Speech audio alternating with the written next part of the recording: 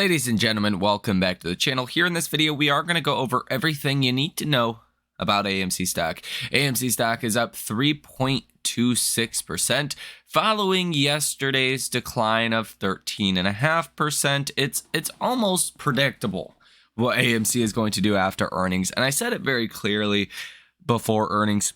If Adam Aaron just did the same old kind of usual earnings, AMC stock was probably going to fall about 10% the next day. And that's pretty much what happened. It's very predictable in that sense. We got better than expected revenue, better than expected EPS. The loss was not as bad as expected. But the bottom line is there's a lot of debt coming due, and there's going to be a lot of equity issuances, right? And at this point, I mean, when you know there's going to be a lot of dilution, why in the world would you buy the stock, right? Why would you cover on your short position? Like, that's kind of the logic that is at play here, because that would make no sense. I mean, if you have $3 billion of debt coming due, why the heck would you cover on that short position? If you know the only way they're going to be able to pay any of that off is if they raise capital and sell stock. With that being said, I have no idea what's going to happen next for AMC stock, but we can look at the data. We can look at the charts to try and figure it out. And that's what we're going to do here in this video. And the first thing that I will say on that note is you have taken a big risk catalyst off of the table, right? So if people wanted to maybe buy AMC stock, well, earnings are out the way. Your big bad news is over with. Could you get AMC raising capital?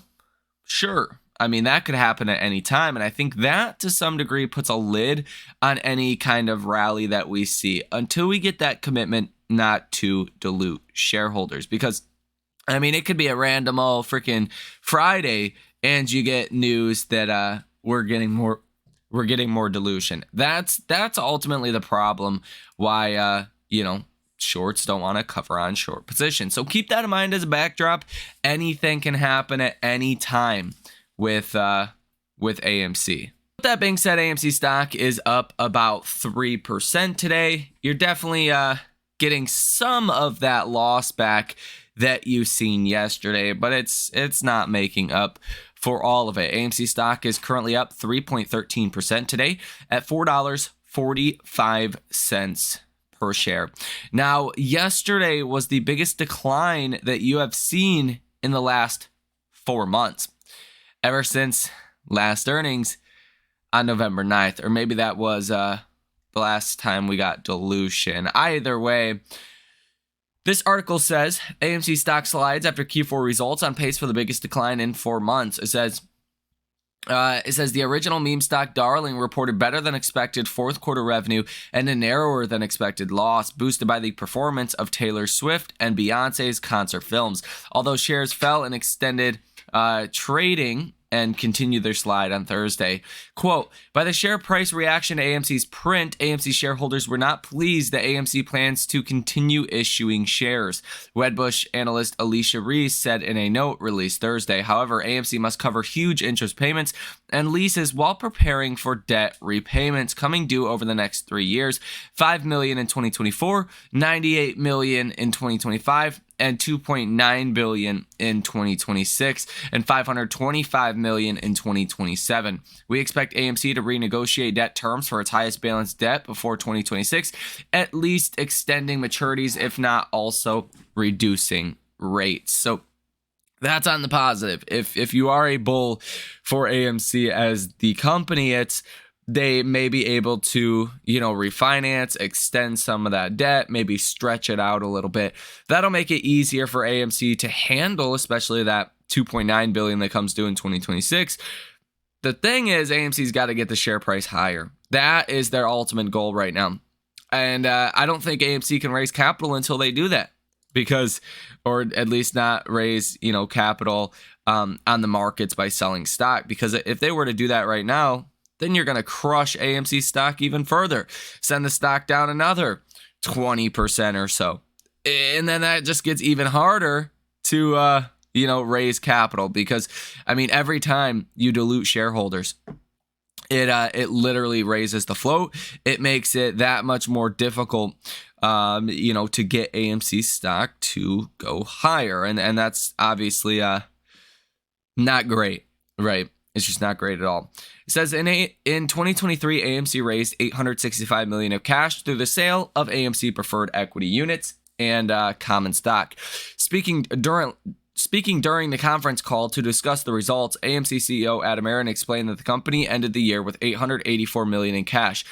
He said, "Do the math." He said, "Had we not sold that equity, deduct $865 million from $884 million. Big companies the size and scope of AMC cannot survive with only $19 million of cash on hand." So yeah, they got to raise capital. But again, there's a difference between raising capital at $20 per share or raising capital at $4 per share. You need to get the stock higher. The absolute smartest way for AMC to survive and then eventually be in a position to thrive is have robust cash reserves. Period. Plain and simple, he added. There can be no argument. And I'll make an argument to that. You got to give investors a period of no dilution. You got to get the shorts to cover on their positions to drive AMC stock higher. And then even, at that point, as the shorts are covering, then you sell the stock, right? Sell the stock into a rally, not into a decline from $11 per share down to $4 per share in the last 4 months. Don't sell stock then. That's not the time to sell stock. Time to sell stock is when the stock's going up, and it's pretty simple to get the stock up. You got to give investors a commitment not to dilute shareholders, even if it's for 3 months. 6 months is better than 3 months, but 3 months is better than nothing, okay? And if there's anything that you could do out there to make that happen, message Adam Aron on X, tag him in exactly that. Let him know. He needs to give investors a commitment not to dilute shareholders anymore. That's just the, plain simple fact of the matter. Now, you do have short interest percentage of free float at 12.59%, $136.09 million worth of short positions, days to cover 1.9, 31.5 million shares that are currently out on loan or that are currently sold short, 38.11 million shares currently out on loan, cost to borrow 1.06%, utilization of, utilization of 56.83%, and a short score that is continuing to improve at 65.71% out of 100. And you do have cost to borrow fees in the 1 to 1.5% range today, but most notably, the short interest continues to rise. And I'm sure there was quite a bit of shorting activity yesterday, but we'll have to kind of wait and see a couple of days until that gets reflected into the numbers. Another big story on the day today is Dell is soaring over 20% as they cite rising demand for AI servers. This does kind of put a dampen on some of your small mid-cap stocks as money is not really coming into our markets that much. It's not like 2020 or 2021 where there's no other alternative. There's $6.2 trillion in cash in money market funds. Eventually that comes back into our markets, and that's where you see a broad market rally. But right now, money's just going from, small and mid-cap stocks into a Dell or a NVIDIA or an ARM or some of these other stocks. And we'll talk about that in the next video, how March 12th is going to be a very important day for that. And, how we could get a broadening out of our markets. But, that's not really helping markets, broaden out or do better. I'll tell you that.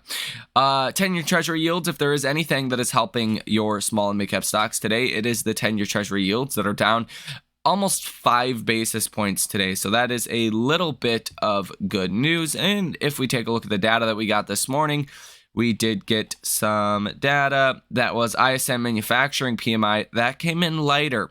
So that's why 10-year Treasury yields are down. This came in at 47.8. you were expecting 49.5, so quite a bit on the weaker side. ISM manufacturing employment came in at 45.9.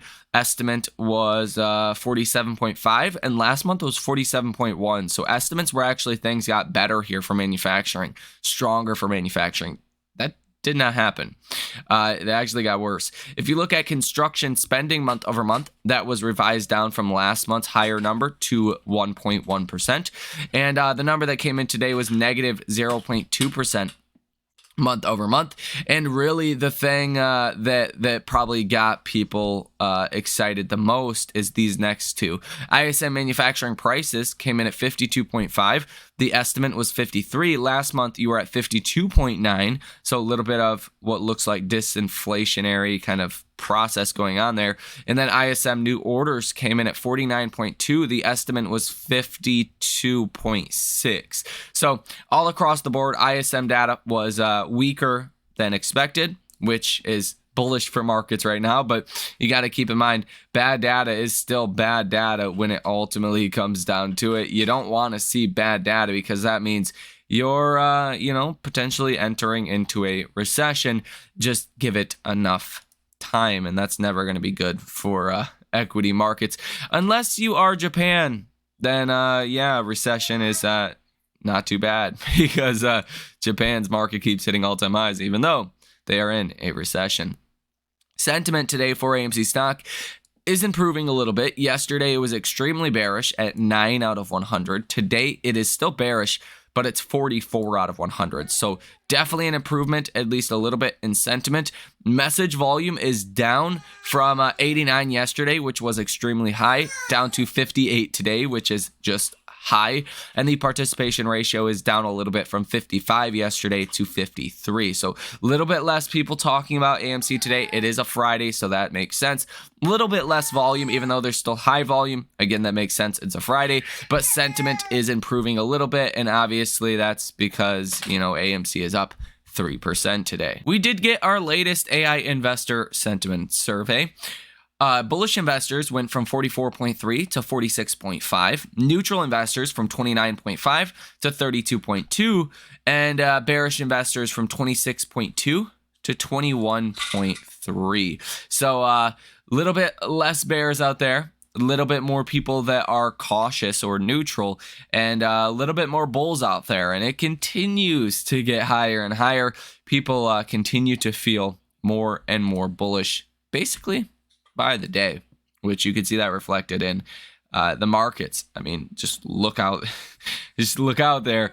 There's a lot of people that are bullish, and really that's the time you want to be a little bit more cautious, right? When everyone is so bullish on markets or on semis or whatever other industry they're bullish on, that's usually the time in which, something can go wrong. Now, you do have expiring today calls that are in the money of 3,500, calls that are out the money of about 111,000 or so. Not great. That sucks. That's not great. Our next big expiration is going to be for March 15th. You already have 4,300 calls currently in the money and 235,000 calls out the money. That week of March 15th, that expiration week, is going to be a very big week. So we'll talk about that a little bit more in the next video. You do have puts that are in the money of almost 20,000, puts that are out the money of about 30,000. So definitely not great. The option buyers continue to get just screwed week in and week out that buy AMC. Not great.